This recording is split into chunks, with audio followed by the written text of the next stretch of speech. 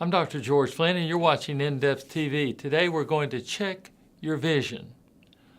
Well, when you say that, most people say, well, I went to my ophthalmologist, my optometrist, I went to see somebody to have my vision checked. And we're going to check your vision today. You know, my brother is a pediatric ophthalmologist, Dr. Carl Flinn, and he checks your vision. And he will see, and you'll say, well, what's your vision? And other people say, well, my vision is 20/20, 20/40. I have glasses, I have contacts, I've had all the LASIK procedure, I've had a cataract surgery. I have vision that's improved. My vision was poor, but now it's improved. I've got a better vision. Well, that's not at all what we're talking about today. The vision that you have. You know, we all carry a vision. We carry a vision of what we think the world should be like. We carry a vision of what we think our lives should be like. how we see ourselves, you know, in going through the world. How we see our family. How we see the ideas and the ideals that we have for our family. You know, we have high ideals. Some of us have low ideals. And sometimes the low ideals can be higher ideals. So you must have a vision. When I say you must have a vision, some people say, no, I don't need one. Well, if you don't have a vision for your life, for what you think you should be doing, someone else will give you that vision. Someone else will tell you, will impress that vision upon you, and that'll be their vision that you're acting out. So let's keep our vision, our own vision. And you say, well, I've never really had a burning vision. And in the books that you read, people talk about having a burning desire. That's in Think and Grow Rich. A burning desire, that's a vision. What we're talking about is a force that moves you forward in life. Because if you have a vision, you get out of bed in the morning and you get ready to make a big change in that vision to get there, or even a small change in the vision. A small change to get us progressing forward. And I'm going to assume if you're watching this show, you probably had a good vision, good intentions. So either you have your own vision or someone else will have a vision for you. You'll be told what to do. You'll be told how to do it, when to do it, how much to do it. So I want you to have your own vision. You say, well, how do I develop a vision? Well, you take a little time to yourself. Take a little time and take counsel of yourself. Now that means, I know I'm getting ready to say something that might step on a lot of feet. Turning off your cell phones, turning off your computer, turning off all of the Snapchats and the Instagrams and the Facebooks and turning off all the external inputs. And your vision is developed internally. The internal things within you. And you say, if my life were a movie or a play, how would I see it play out? What would I see going on? And so you develop that sense of purpose. That's your vision, the sense of purpose. And so if you've got that sense of burning desire, purpose, reason for being here, then you can move forward. Otherwise, if you don't have a vision, you may be here over one day and over here the next day and over here. You may be anywhere on the spectrum of the vision of other people. You know, I've often said that your email is your inbox for you to be on somebody else's agenda. Where's your agenda? Where's your vision? You know, we have our internal visions, and they can be either trivial or powerful. Like one internal vision may be, I see my gas gauge getting down to empty, and I have this vision of me driving up to the gas pump, paying the cashier or inserting a credit card and filling up my gas tank. And that's my vision. That's my goal. Well, that's a goal, and you can get there. It's not the grand goal of your life, the grand plan, but it gets you somewhere. What I'm trying to do is show you there's a trivial vision and a grand vision. What's a grand vision? A grand vision is someone like President Kennedy, when he said, we'll have a man on the moon in a decade. Now, that's a pretty big vision. People look at him like, what do you mean? In a decade, we couldn't do this, we couldn't do that. But we all got behind that vision. And we all, as the United States of America, we got behind the vision, and we had a man on the moon. And I think it took a little bit less than a decade. Not much, but it's just about right on time. You know, people grow up, and if they grow up affluent, and check out the people that you know. And it's not everybody, of course. It's the usual. If you grow up affluent, and you know people that did, they usually turn out to be fairly cynical. And if you grow up kind of, not well off, or kind of, struggling, those people usually develop this attitude of optimism. They're optimistic about things. So look around at others, their visions, and see and learn about their visions. See, and you can kind of tell what their vision is if you're around them a little bit.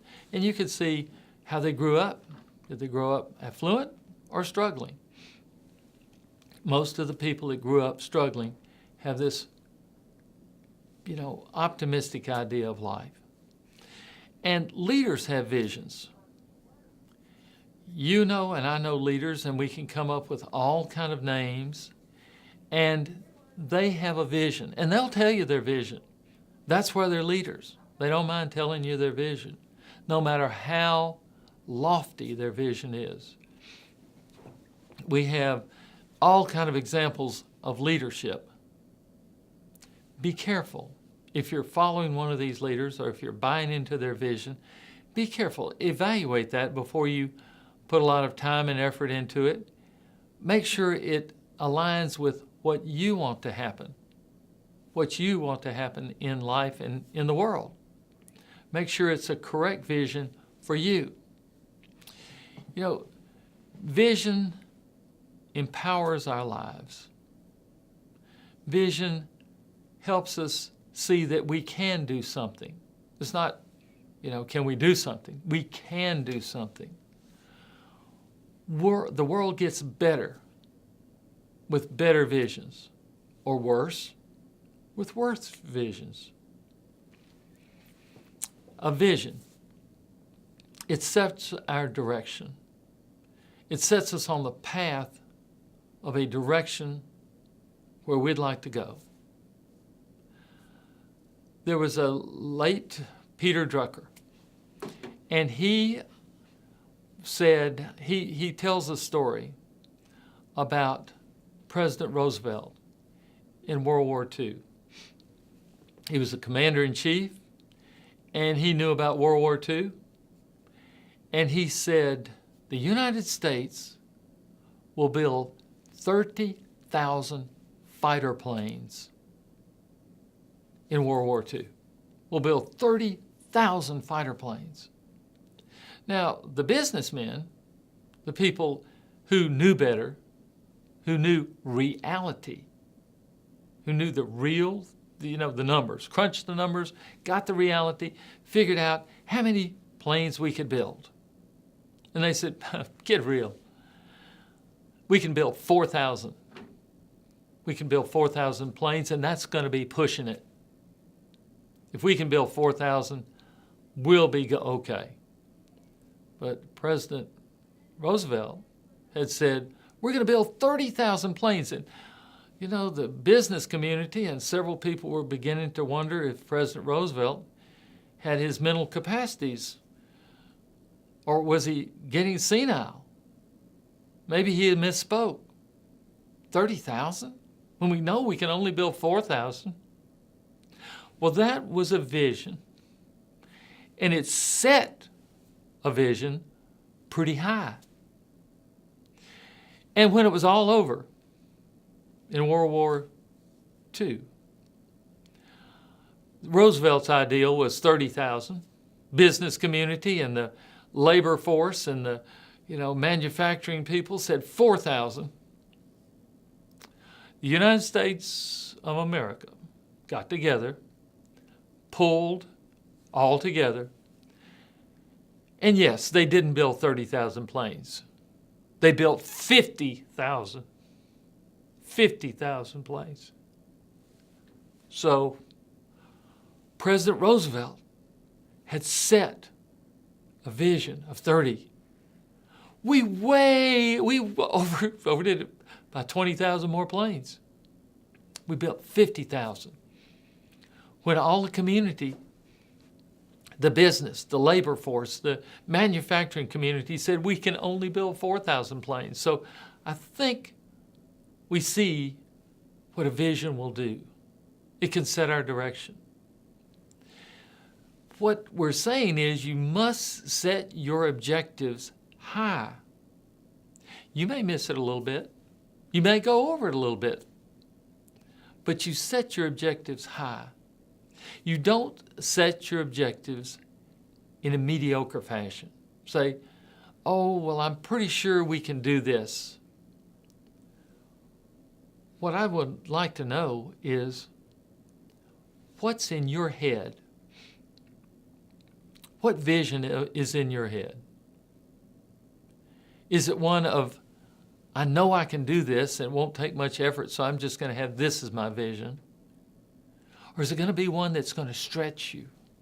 One that makes you work for it, sets a lofty goal, and you may miss it a little bit, and you may go way over it, but you will accomplish so much more and be so much better in the world if you have this lofty vision and you're striving for something that's hard to get, not something easy to get, not something given to you. You want to work for it. You want to strive for it. That way, when you get it, when you even get 99% of the way there, or when you get 110% of the way there, you have done something. You have done something that you will never forget, your family will never forget, the world will never forget. You have been something, you have done something. So, are you going to be realistic? Are you going to be mundane, realistic, mediocre? Are you going to be lofty, unrealistic, and actually do something that really works? That's what I'm looking for you, something that really works. What I'd like for you to do is examine yourself. Check your vision. Have your vision checked. Examine yourself and see what your vision really is. Is it way out there? That's fine. I encourage that. Or is it just realistic? Oh, I think we could do this by that time. I think I could do this. No. We say, we're going to try to do this. We're going to try. Examine yourself. Check your vision. When do you do that? I suggest you do it today, right after you view this, hear this. Check your vision. See how high you can aim. I'm Dr. George Flinn. Thank you for watching. We'll see you next time.